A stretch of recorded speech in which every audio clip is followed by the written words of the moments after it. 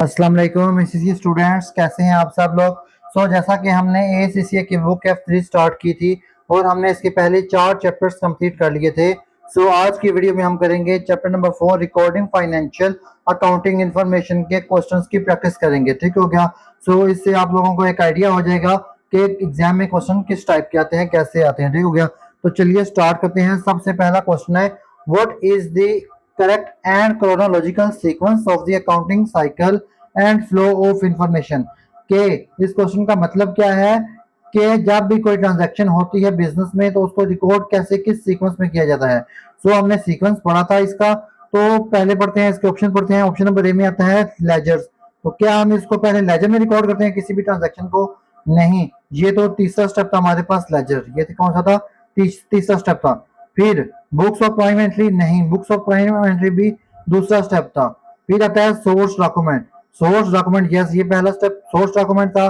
फिर उसके बाद हम इसको प्राइम एंट्री में करते हैं रिकॉर्ड, फिर लेजर्स में। ठीक हो गया। फिर इसका हम बनाते हैं ट्रायल बैलेंस, चौथा स्टेप। और पांचवा हम बनाते हैं इसकी फाइनेंशियल स्टेटमेंट। फाइनेंशियल स्टेटमेंट में इंफॉर्मेशन को ले जाते हैं ट्रायल बैलेंस के बाद। Correct answer is C. पहले का करेक्ट आंसर है सी।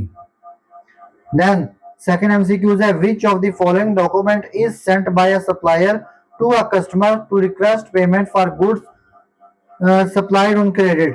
के हमने अपने कस्टमर को भेजना है। ठीक हो गया। उसको बताना है कि पेमेंट करो। ठीक हो गया। पेमेंट कस्टमर ने करनी है तो उसको क्या भेजेंगे हम? उसको हम भेजेंगे सेल्स इनवॉइस। ठीक हो गया। जो भी हमने उसको सेल किया ना, तो सेल इनवॉइस पर सब कुछ लिखा होता है, कितनी हमने उसको सेल किया तो कितना उसने पैसा वापस देना है। ठीक हो गया। तो उसको हम क्या भेजेंगे? सेल इनवॉइस भेजेंगे। नेक्स्ट थर्ड एमसीक्यू है, customer return goods to the seller because they are faulty, which document is issued by the seller to the customer reduce the amount they owe. यानी कि अब कस्टमर ने goods ली हैं, customer ने good लिए supplier से, अब कुछ गुड्स फॉल्टी हो गई, खराब निकल आई हैं। अब बताना ये है कि कस्टमर क्या भेजेगा, कौन सा डॉक्यूमेंट भेजेगा सप्लायर को जिससे वो सप्लायर एक्सेप्ट करेगा और वो इनवॉइस की वैल्यू कम कर देगा। तो उसको बोलते हैं क्रेडिट नोट। क्या बोलते हैं उसको? Credit note. के कस्टमर सप्लायर को क्या नाम है, इसको क्या भेजना? क्रेडिट नोट, जिससे वो इश्यू इनवॉइस की वैल्यूज को कम कर देगा। नेक्स्ट हमारे पास है, what is the primary purpose of a good receive note in an accounting system. GRN good receive note का एक ही पर्पस था, to verify that goods delivered by a supplier match the details on the purchase order and delivery note. के ये internal document होता है। ठीक हो गया। और ये इसलिए होता है ताकि हम ये चेक कर सकें जो हमने चीजें ऑर्डर की थी और जो चीजें हमें रिसीव हुई हैं, क्या ये दोनों एक जैसी हैं या नहीं है। ठीक हो गया। तो ये इंटरनल डॉक्यूमेंट होता है good receive note. Next MCQs है, business buys a non current asset on credit, what is the correct double entry to record this transaction. अब एक नॉन करंट एसेट हमने परचेज किया है क्रेडिट पर, उधार पर। अब इसकी डबल एंट्री बतानी है कि डबल एंट्री क्या होगी इसकी। डबल एंट्री होगी इसकी, डेबिट होगा नॉन करंट एसेट। ठीक हो गया, क्योंकि हमारा एसेट बढ़ा है तो एसेट जब बढ़ता है तो उसकी एंट्री क्या होती है? डेबिट। ओके। और एसेट कम होता है तो उसकी एंट्री क्या होती है? क्रेडिट। और इसी तरह दूसरी एंट्री इसकी हो जाएगी। ठीक हो गया। इसकी एक एंट्री तो होगी डेबिट और दूसरी एंट्री क्या होगी? क्रेडिट। पेबल्स। पेबल्स क्या है? लाइबिलिटी है। पेबल क्या है? लाइबिलिटी है। और लाइबिलिटी जब इंक्रीज होती है तो क्या होती है? वो क्रेडिट। ठीक है। लाइबिलिटी जब इंक्रीज होती है तो उसका बैलेंस क्या होता है? क्रेडिट। इसका करेक्ट आंसर है C, debit non current asset and credit payables. Next MCQ है, which of the following types of accounts will normally have a credit balance. अब इसमें से बताना है, ये चार ऑप्शंस दिए हुए हैं, इनमें से बताना है कि किन का नॉर्मली बैलेंस क्रेडिट होता है। एसेट का तो नॉर्मली बैलेंस डेबिट होता है, एक्सपेंस का भी डेबिट और इन्वेंटरी का भी डेबिट, इन तीनों का डेबिट होता है। ठीक हो गया। बट ये जो कैपिटल है ना, कैपिटल, इसका जो बैलेंस है वो क्रेडिट होता है। इसका बैलेंस क्या होता है? Credit. Correct answer is A. Now next MCQ is, when balancing of a ledger account, if the total of the debit column exceed the total of the credit column, what does this indicate? कि जब हम ledgers को close of करते हैं, ठीक है, balance करते हैं एंड बाय ईयर के मंथ के एंड पर, तो हमने क्या देखना होता है? अब वो बता रहा है कि डेबिट साइड इंक्रीज हो गई है और क्रेडिट साइड से, तो उसको क्या बोलेंगे?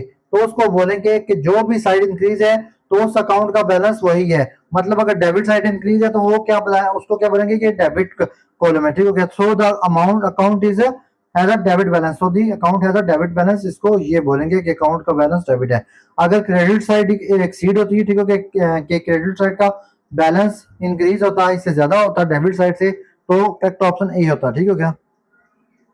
नाउ नेक्स्ट एमसीक्यूज है, an account has a debit balance. अब ये क्या बोल रहा है कि एक अकाउंट है उसका बैलेंस है डेबिट। डेबिट मतलब है कि डेबिट साइड वो इंक्रीज है, कि डेबिट साइड इंक्रीज है, इसलिए बोल रहा है कि इस अकाउंट का बैलेंस क्या है, डेबिट बैलेंस है, ठीक हो गया। अब carry down for 450 carry down है of the month and how will this balance be shown at the start of the next month, at the start of the next month. अब आप लोगों को पता है, मैंने पिछले लेक्चर्स में बताया था आप लोगों को कि लेजर्स बनते हैं, ठीक हो गया, उनके टी अकाउंट्स बनते हैं। एक होता है डेबिट साइड, एक होती है क्रेडिट साइड, ठीक हो गया। अब मिसाल के तौर पर यहाँ पर है 10,000 बैलेंस, ठीक हो गया, यहाँ पर है 10,000 बैलेंस और यहाँ पर है हमारे पास 3,000 बैलेंस है। सो ये डेबिट साइड इंक्रीज है ना, डेबिट साइड का बैलेंस ज्यादा है, तो इस अकाउंट को बोलेंगे कि इसका बैलेंस क्या है, डेबिट है, ये डेबिट बैलेंस अकाउंट है।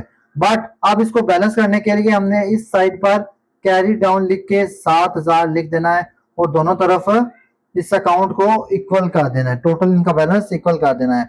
सो अब यही सिचुएशन ये लिखी हुई है कि कैरी डाउन पर 7,000 है। अब ये बताना है कि ये 7,000 नेक्स्ट ईयर में किस साइड पे जाएगा। सो ये 7,000 नेक्स्ट ईयर में ये ऑपोजिट में साइड जाएगा और नेक्स्ट ईयर हमारा ये बैलेंस ऐसे स्टार्ट होगा, डेबिट क्रेडिट, और यहाँ पर आएगा ओपनिंग बैलेंस ओ बी, तो यहाँ पर 7,000 आएगा ओपनिंग बैलेंस। ओके, सो अब क्रेडिट बैलेंस ब्रॉड, अब क्रेडिट बैलेंस नहीं, इसका option number B is correct. A debit balance brought down of 450 के डेबिट बैलेंस होगा 450 से नेक्स्ट ईयर में, ठीक हो गया, या नेक्स्ट मंथ में। आगे नेक्स्ट एमसीक्यूज है, which of the following is a major major advantage of a computerised accounting system compare to manual one, ठीक हो गया, कि कंप्यूटराइज्ड अकाउंटिंग सिस्टम का क्या एडवांटेज है, ठीक हो गया, मैनुअल से। सो इसका क्या एडवांटेज है, it completely eliminates the source document, ठीक हो गया, क्या इससे सोर्स डॉक्यूमेंट की जरूरत खत्म हो जाती है, नहीं, दिस इज रॉन्ग ऑप्शन, ठीक हो गया।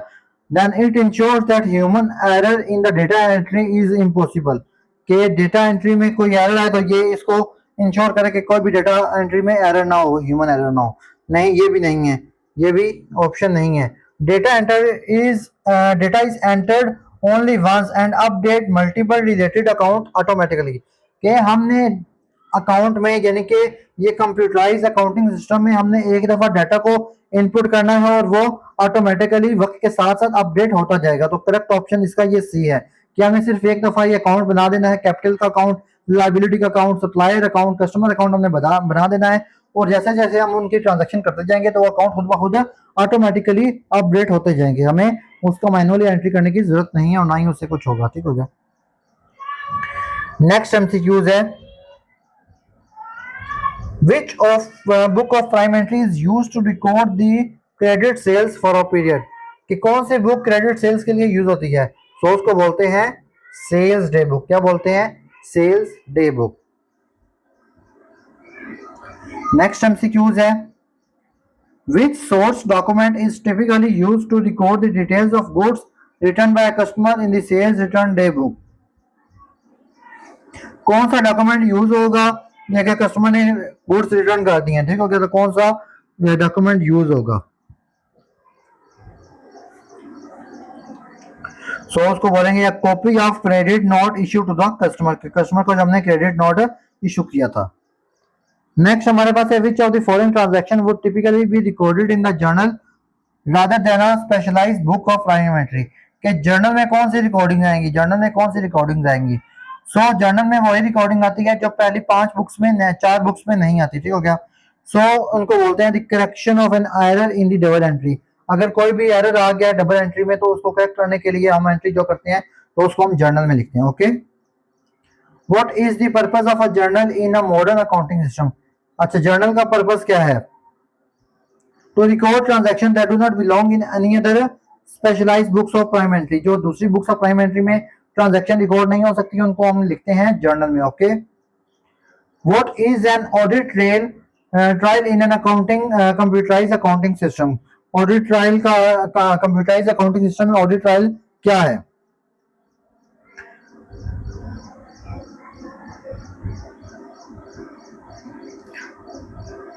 So इसका करेक्ट ऑप्शन है B, a chronological record that traces the detail of a transaction from its source document to final ledger entry, के सोर्स डॉक्यूमेंट से फाइनल लेजर एंट्री करने तक का जो प्रोसेस होता है उसको बोलते हैं audit trial. What are account codes? Why are account codes used in the accounting system? Accounting system में ये अकाउंट कोड्स क्यों यूज किए जाते हैं? So इसका करेक्ट ऑप्शन है C, to classify and identify transaction systematically and recording and reporting. So transaction को systematically record करने के लिए और रिपोर्ट करने के लिए। Okay, which of the following internal control procedure is most effective in preventing fraud and error in the recording of cash receipts? Internal control में सबसे यानी कि कैश जो हमने ली है उसमें एरर ना हो या उसमें फ्रॉड ना हो, उससे बचने के लिए कौन सा कंट्रोल लगाना चाहिए? सो उसको बोलते हैं सेग्रीगेशन ऑफ ड्यूटीज। ड्यूटीज को सेग्रीगेट कर दो so that the person who receive the cash is not the same person who record the transaction. So जो रिसीव करने वाला कैश है, कैश को रिसीव करने वाला जो पर्सन है वो भी अलग हो, कैश को रिकॉर्ड करने वाला पर्सन भी, ट्रांजैक्शन को रिकॉर्ड करने वाला पर्सन भी अलग अलग हो। ड्यूटीज को सेग्रीगेट जब कर देंगे तो फ्रॉड होने के चांसेस है, चोरी होने के चांसेस बहुत ज्यादा कम हो जाते हैं। ठीक हो गया। नेक्स्ट एमसीक्यू है, business pays a supplier 200 in cash to settle an outstanding balance, what is the correct double entry for the buyer? हमने पेमेंट की है सप्लायर को 200 की कैश में, ठीक हो गया, तो इसकी एंट्री क्या होगी? सो इसकी एंट्री है, पेमेंट की है ना कैश की, सो डेबिट पेबल्स डेबिट हो जाएंगे और कैश क्रेडिट हो जाएगी।